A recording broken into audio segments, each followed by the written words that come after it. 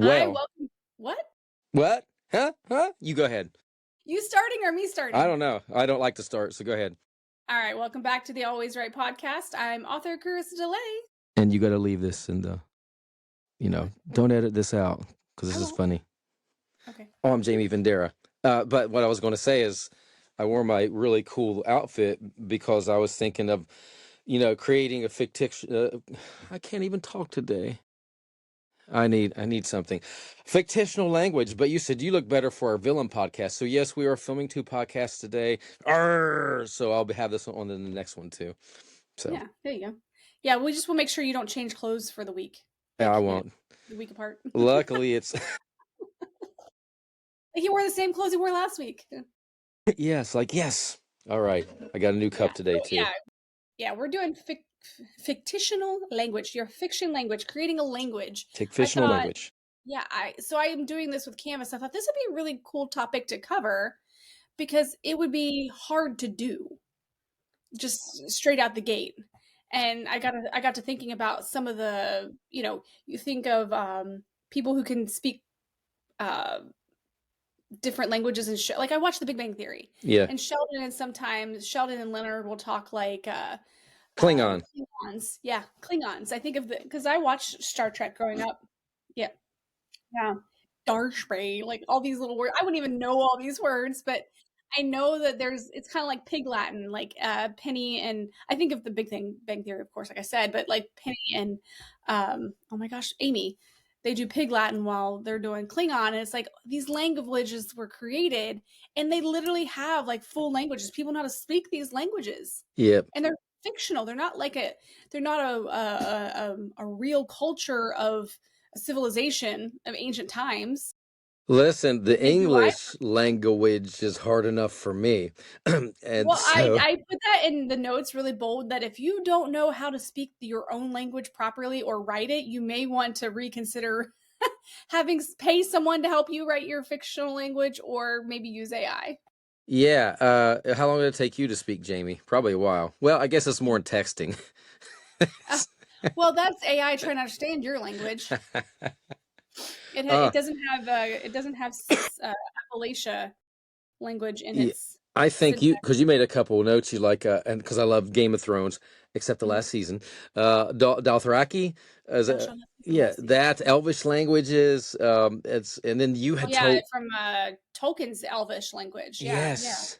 yeah. So it's crazy. And there was a movie, I don't remember what it was, and they're like, hey, we hired somebody, a linguistics specialist, to write a language specifically for this movie. Star Wars has like, language too, right? They have I'm different not things. for sure. All my friends who are listening to this are going to kill me. I love Star Wars, but I'm not as nuts as them. I don't have 5,000 Star Wars toys down in the basement, so Mhm. I wouldn't I'm just know. not a collector of dust. I have a couple tchotchkes on my hold on. I've got Jabba the Hutt. yeah, I got my Oh, cool. Yeah, of course you do. but yeah, so the thing is, let's talk about languages in general and how you kind of go about creating these with or without AI. There's basic understanding of language in general before you can kind of like create it per Yeah, so se. like your phonetics. I mean, learning about like your consonants and your vowels and how they can form together. Well, that's like so like English language, and I think when you're trying to learn a new language, like when you go and take Spanish or French or whatever in high school, I think the challenge for us is we're used to like subject, verb, object per se, Yep. like when you're creating a sentence structure. But some languages are like different. They don't do it that way. They'll do like subject, object, verb. Yeah, I mean, I have coaching friends who speak French, Portuguese, Polish, and they all know English, but they have to stop for a minute and they will rearrange the Rearrange. words. Mhm. And it's because English is so confusing. I mean, there's so many, it's like they say it's the hardest language. And it's like, yeah, your language is weird. And they have those certain patterns that we may fall in and out of. So, Yeah, and I feel like that anybody that can speak a native tongue and English is already tapping into a part of the brain that I'm not. And I always find those people to be super smart. I'm like, people like, oh, when people say that people who come here and speak broken English, I'm like, I can't even speak broken Japanese. I can't speak broken Chinese. I can't speak broken Spanish. I can't do any of those in any way, shape, or form broken. My wife decided she wants to go to Paris for a vacation, so now she's studying French. French. Yes, Wow. You're and I'm gonna go like, to France? That's nice. I know. So probably won't be this year because everything we're doing here, but soon. But I'm like, Wow, yeah, go you ahead can and take a study. vacation to France and leave your animals, but you can't come down to Florida and see me. I see how it is. This is we'll make it 2 Mhm, vacations that year. We'll mhm, make it yeah, a well, quick, I'll believe it when I see it. When I Hey, see it'll your be feet on the white it sands, I'll it'd be a believe it. miracle if I get her to Columbus. So we'll see what happens. But I'm like, okay, good luck because I did a TV show in France back in 2006. I Mhm, thought I want to learn French on the way over on the plane. So I had a mhm. couple CDs. Oui, papa, I was like Joey on the Friends. Yeah, And I was like, yeah, this ain't happening. So, yeah. Okay, so fictional language. Let's talk about things you have to consider, like consonant and vowels. You have to consider some of the things that uh sounds that are they going to restrict your airflow, like are you creating a sound that's going to have like it's kind of like you can have apple or you can have like boy, like how the sounds come into different, yeah, how how you the pitch, how the them. inflections, the way you attack the note, or even, I mean, if you're writing a book and you had a word like, I don't even know how you would Oh, write so that.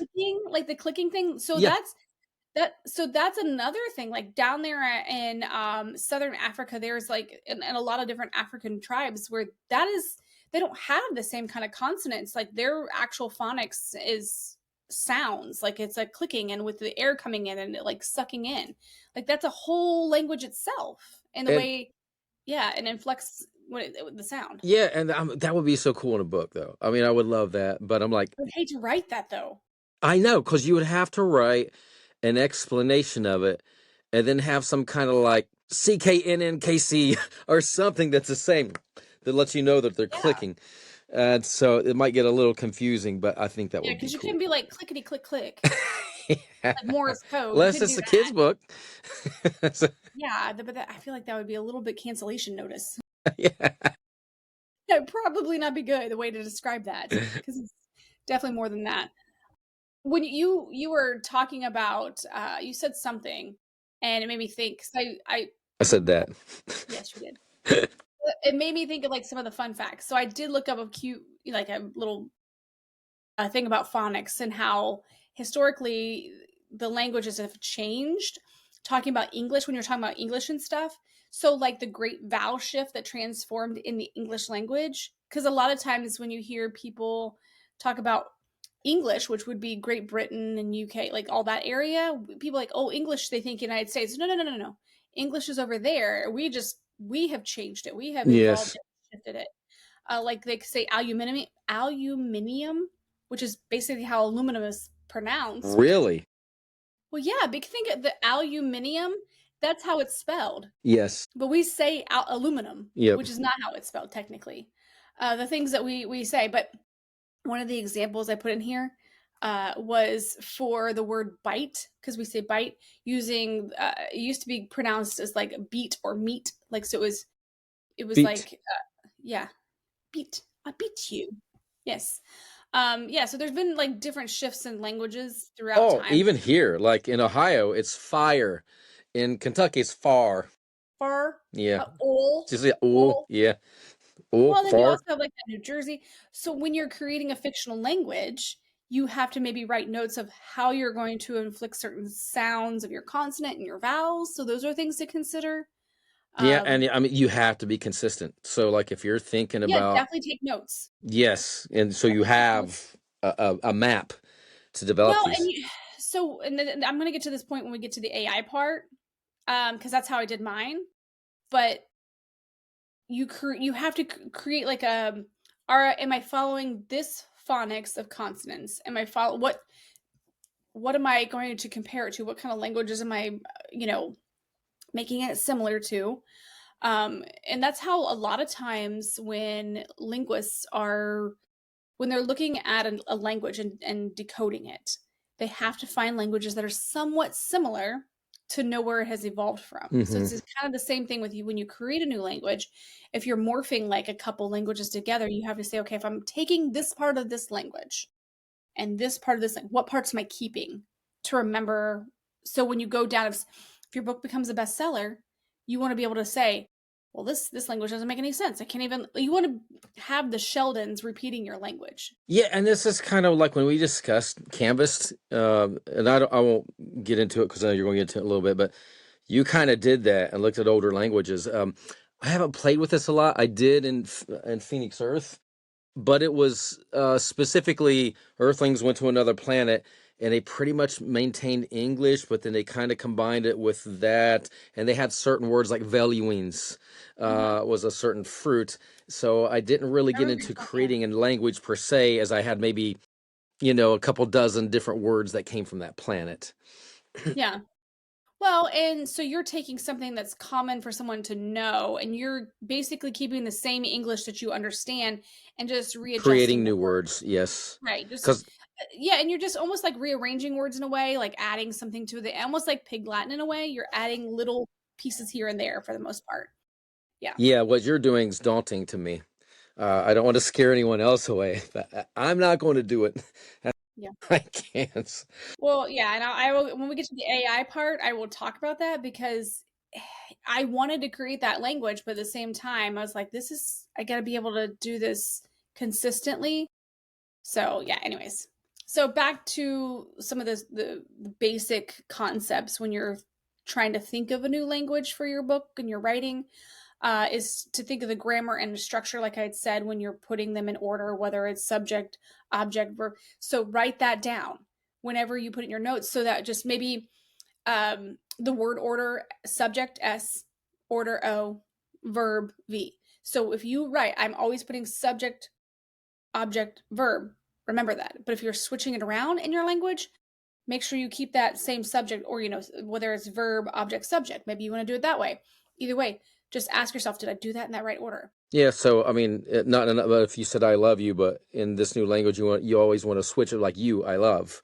Mm-hmm. You Mm-hmm. have to be consistent, and it could be te so tara or whatever whatever the words are. Mm-hmm. Just have to have that mapped So, out. did Terry Brooks have a language in his books? Not really. I don't. I mean, if any Brooks I put fans, that because in the I'm notes and I wasn't sure. yeah, but yeah, I thought I put somebody else in there. You did. You put in the you changed it out for like something else. I think Star Trek is what you did was That's what it the was. Yeah, yeah, yeah. the No, I so don't remember Terry having like extensive language, and I may be wrong. There may have been a book or two that had some words, but nothing, out of the ordinary for this yeah. type of books. Yeah. Just another part of your syntax is like modifiers. Now, a lot of times when I'm putting something in Grammarly, it'll tell me this modifier is not, it's not modifying something. It's not proper. It's not done. I'm like, well, what am I supposed to do? How do I fix that? I'm just like, what? It sounds good to me. I mean, that's how I talk. And then it's a whole grammatical thing where it's like, this isn't modifying anything. I'm like, well, how do I change that? So you kind of have to figure out your modifiers, your adjectives, your adverbs, and other placement in relation to these words other than your subject, object, verb. So keep that in mind. And if this is like, again, if this is overwhelming, I'm going to tell you how to do an AI.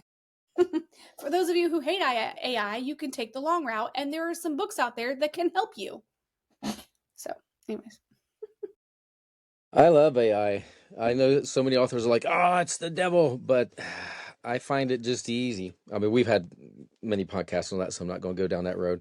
ADHD, whew, I'm back on point. There we go. yeah, but I like it as a tool for sure. One of the things that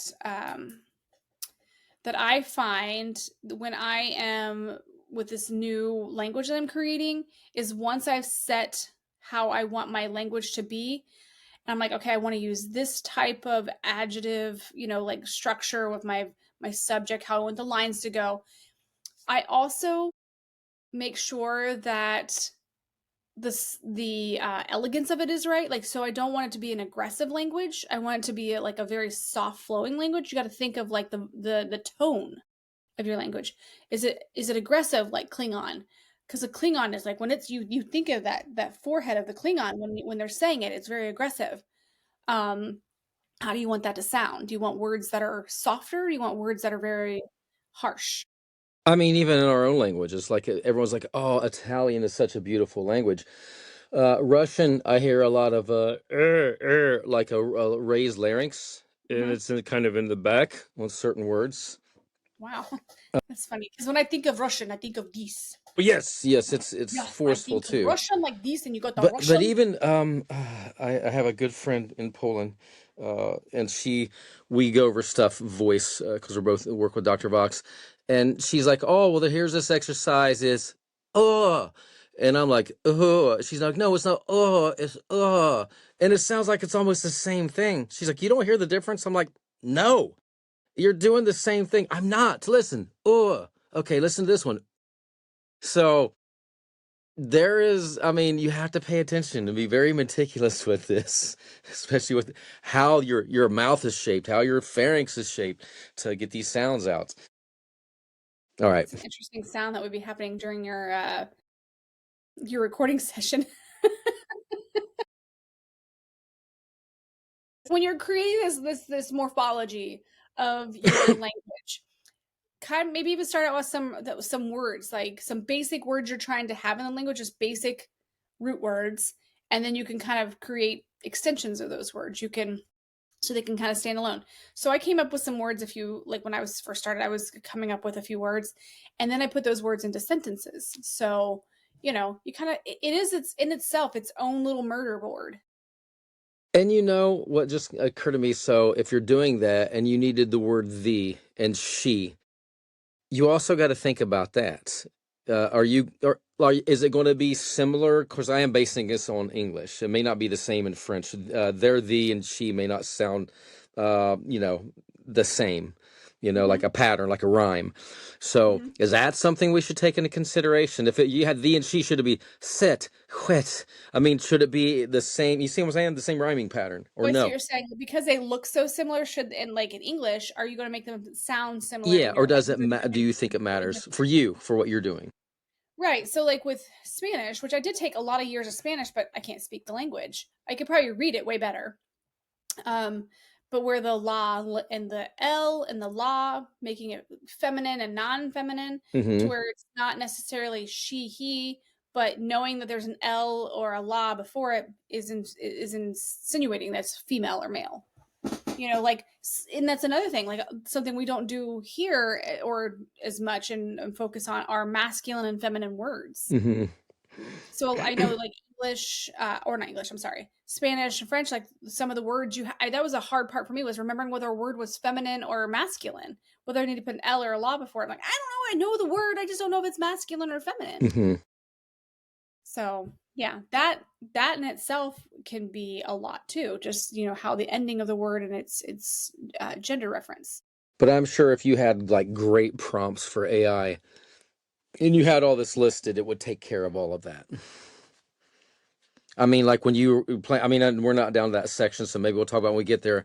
Um, if you took that into consideration, like, hey, when I'm doing this language, I want to base it on this, but I want to also think about Spanish, and some words are feminine, some are masculine. Because the more prompts I feel like you give it, the more it understands, and it can help you like tighten it up to make a really decent language, even your alphabets. Yeah.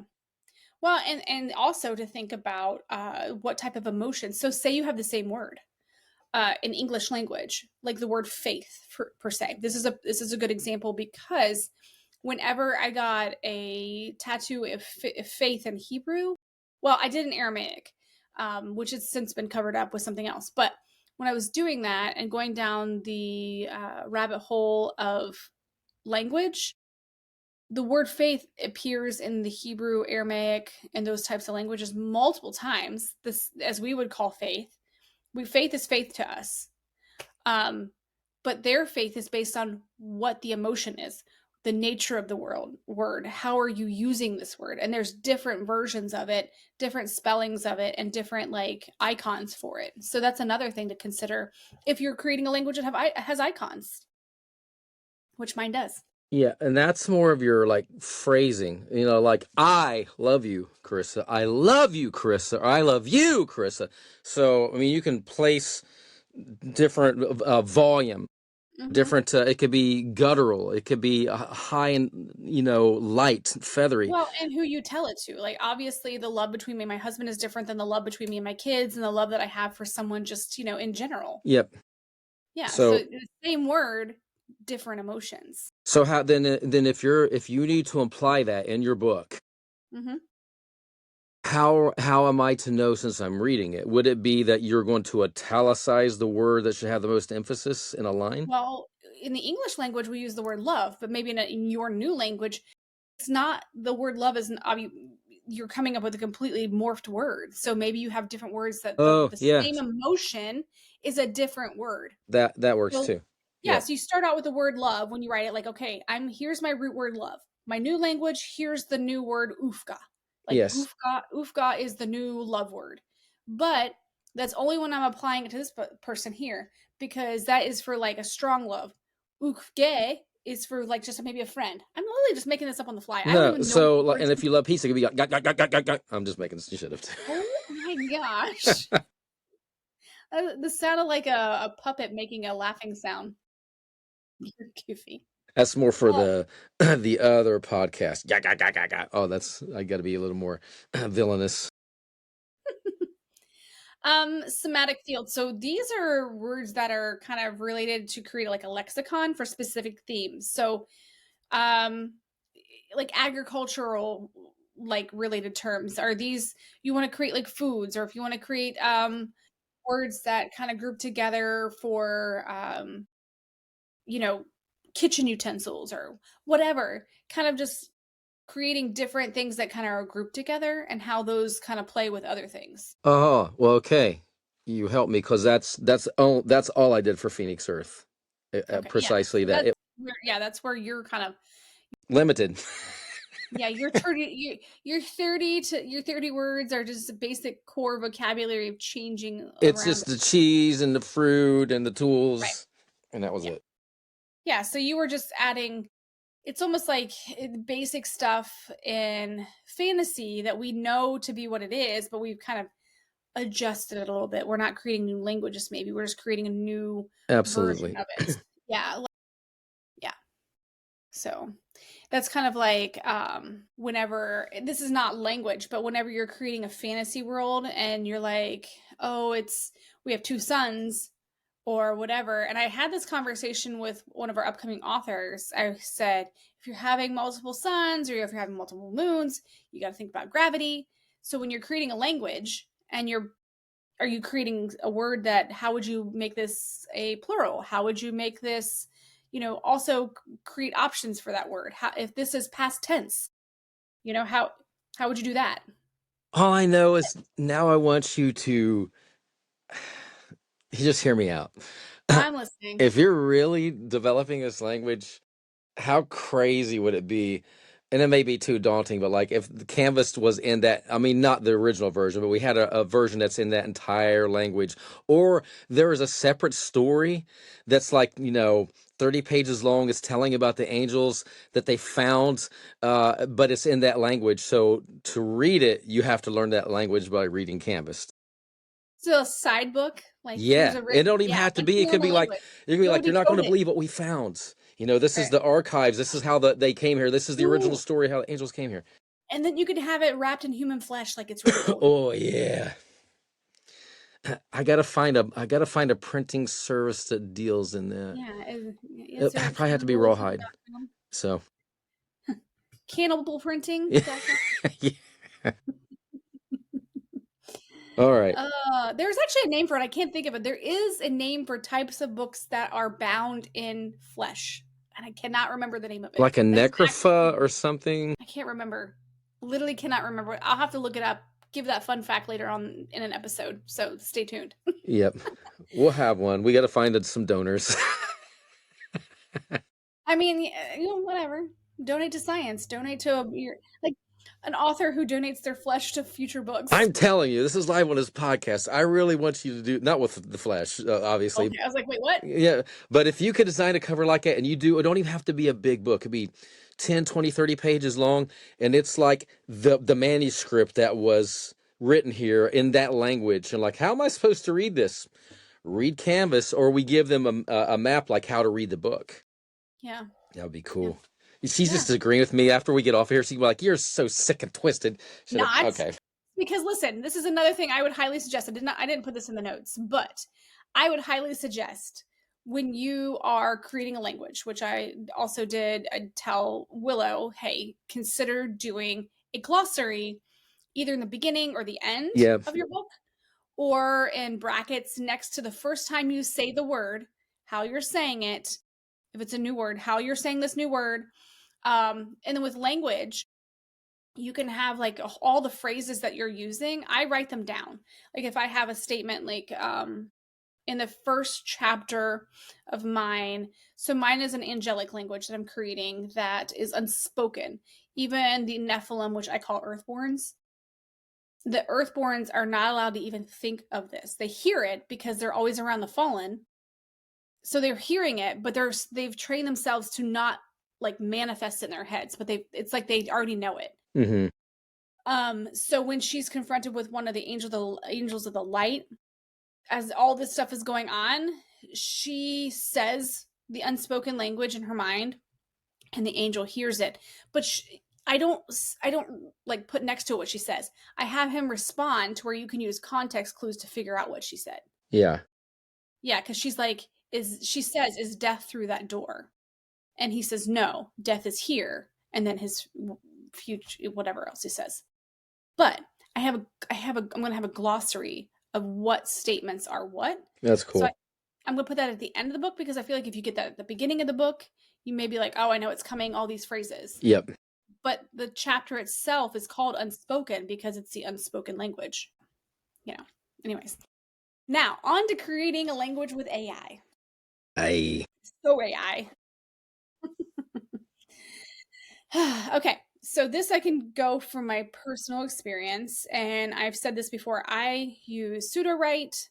I love their AI when you can highlight something and say, give me a different word for this, or you can ask it to do something. You don't have to accept it because I have to write it out first. But I haven't seen where they have the technology to create a new language. If they do, I haven't utilized it.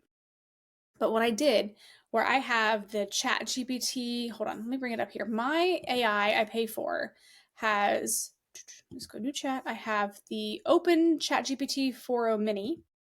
I have the regular Chat GPT. I have Claude. I have DeepSeek on it now. I have Google Gemini, and I have Superbot. So all of these are on the same one, and I can use any of them that I want. What do you get this through? Because I'm just using Chat GPT. Mine is the chatbot app, AI chatbot on my. Now this is not an app for your phone. This is on my laptop. Okay. This is specifically for my laptop. So it has all the AI generation. It has the search engines. It even has music generation. It has like all of them on there. But I pay the yearly fee for that one because it's really nice. If I have an email, I write out the email, everything I want, throw it in there and say, make this a little bit more professional and kind. Or if I have something, I'm like, okay, something is weird with this. I'm like, tell me, I'll plug it in there and say, what part of this is confusing? And it'll tell you, like, this doesn't quite make sense. I'm like, oh, that's what it was. I was giving stuff from my head, but I forgot to add this part. And that's what DeepSeek now, Pseudo right now has DeepSeek, so that's good. All right, now back to the AI and language. So I created a new chat, and I said, for me, I respect the AI as a tool, like we've said, and I put in there, can we create a new fictional language? Yes. It will ask you some questions. What would you like to do with this language? And I'm like, I would like to create an angelic language that is a blend of Old Aramaic and Sumerian that also uses geometric lines to create symbols for basic root words. And and that have meaning behind them. So kind of like you would with Chinese and Japanese and things like that, but at the same time, it has its own, like that whole symbol, you know what the symbol means. It Hmm. doesn't have to be a huge phrase. Yeah. So then it's like, yes, this is great. And then it'll say, okay, it'll talk about, and this is where I learned how to kind of the steps you need to go through with the phonics and stuff. Looking at what kind of root words you want to create as far as sounds. Do you want it to be melodic? Do you want it to be, actually, let me go in here real quick because I still have this chat open because I have set my parameters. I'm going to go back in here, creating a fictional language. And I use Google Gemini for this, by the way, for this one, because different AIs are made for deeper thinking. Some are made for creative stuff. So it's better to kind of play around which one's doing your best stuff for you. So when I originally did this, it's going to tell you it's going to give you options. So like I had option 1. Are we emphasizing more Aramaic? Are we emphasizing more Sumerian with like a guttural sound, or more melodic and flowing? I wanted more melodic and flowing because I wanted it to be a soft, beautiful language from the angels. And then it will say, okay, now we got to consider your vowel sounds, your consonant sounds, stress and It annotations. was telling you this, correct? It's giving you suggestions. So like once we Okay. create things, yeah, once we're kind of like established, it's like, okay, which of these versions would you like to hear?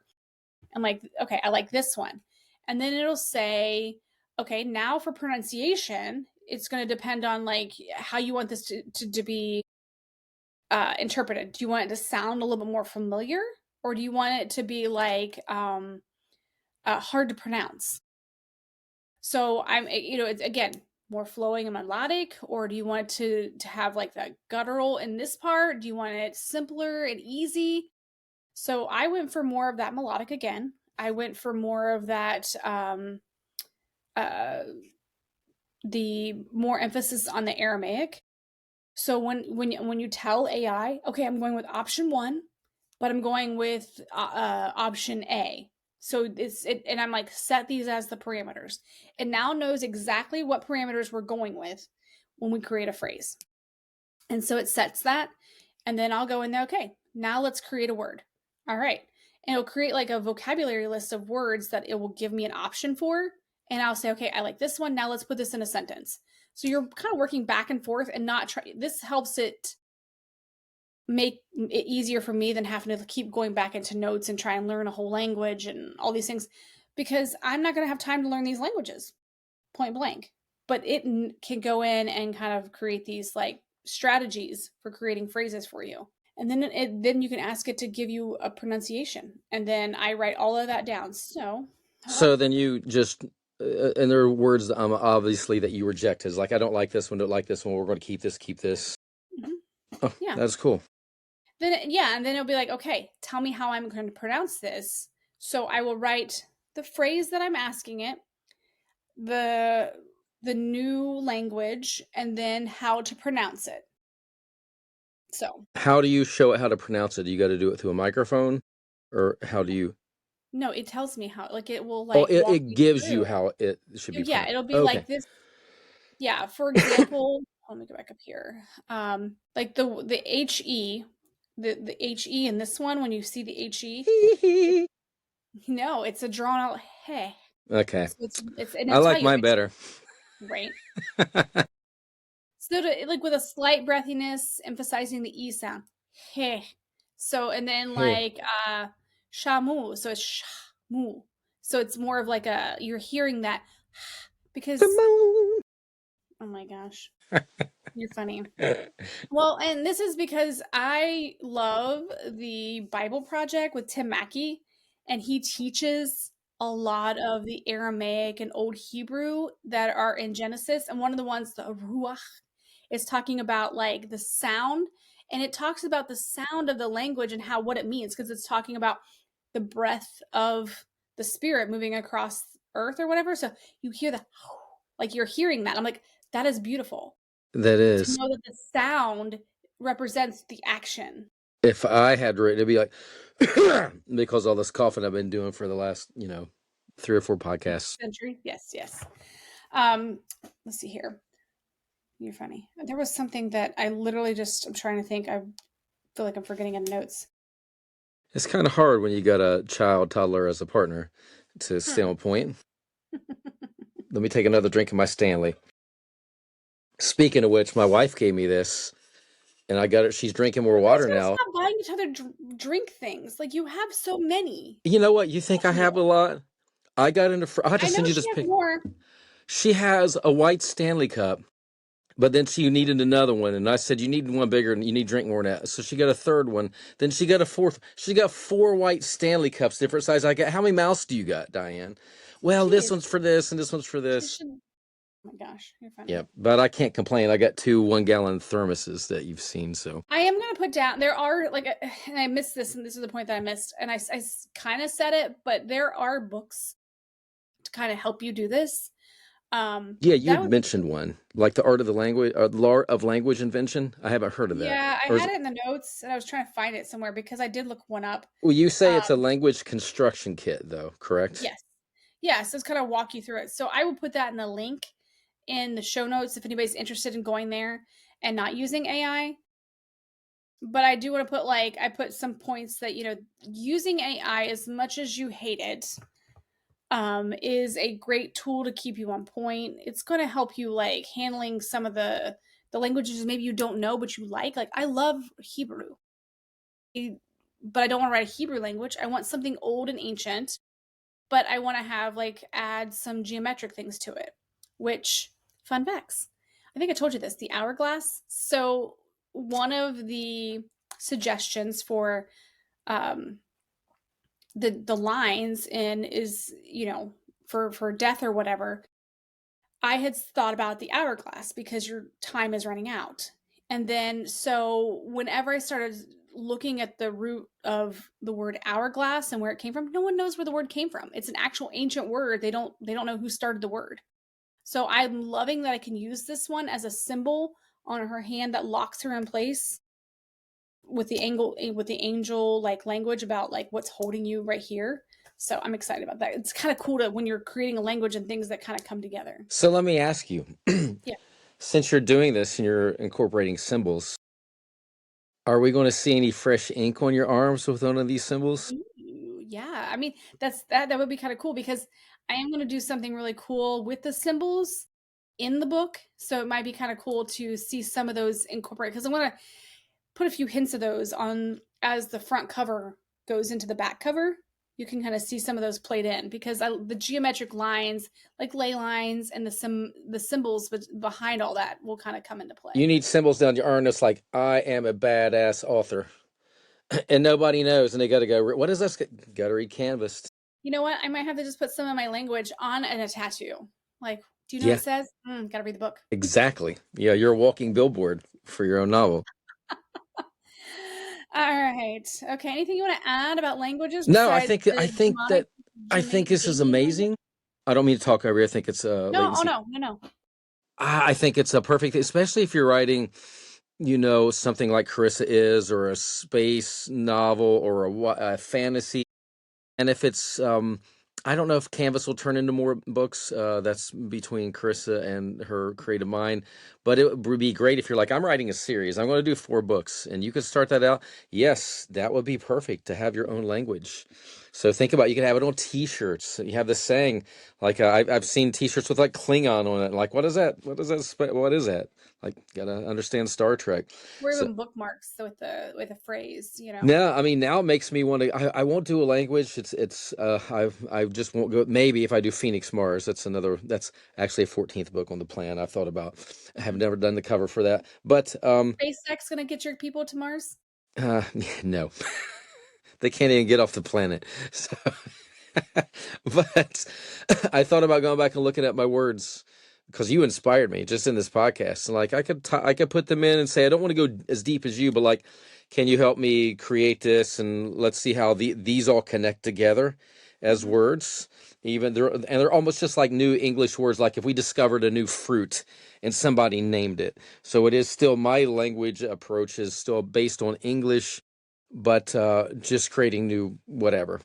Hmm. So Yeah. no, I think it's brilliant. So I like to hear if I want to leave with anything. If any of you doing this, I would love Mhm. to hear some of it. I'd love to read some Oh of it. yeah. Tell us your I would experiences. Yeah, I would love to hear if you've created a language, what was your experience doing that? How did you do that? What were your struggles? What were some of your like, this is amazing moments? Like you're like, this is so cool. Definitely share that. Do you know how to share that, Jamie? How would they share that? They could literally contact us at alwayswritepodcast@gmail.com. You Ooh, know what? If they want to like check us out, if this is the first time you're watching this podcast, whether it's on YouTube or Amazon or music. Yeah. Apple or Yep. something else, because I can never remember them, Spotify, Apple Spotify. Podcasts, and Amazon Music. You Yes. would go to alwayswritepodcast.com because we have all the links right there. So whatever your choice for listening, or if you want to watch us so you can see all the silly faces I make and all the great outfits I wear, uh, you can find us from there. So Yes. But until then, thank you for listening to this episode or watching us on YouTube and hitting that little subscribe button down there yes, or please. follow button on whatever you're listening to us. We really appreciate that. And until next time, I'm author Carissa DeLay. And I'm author Jamie Vendera, and always right.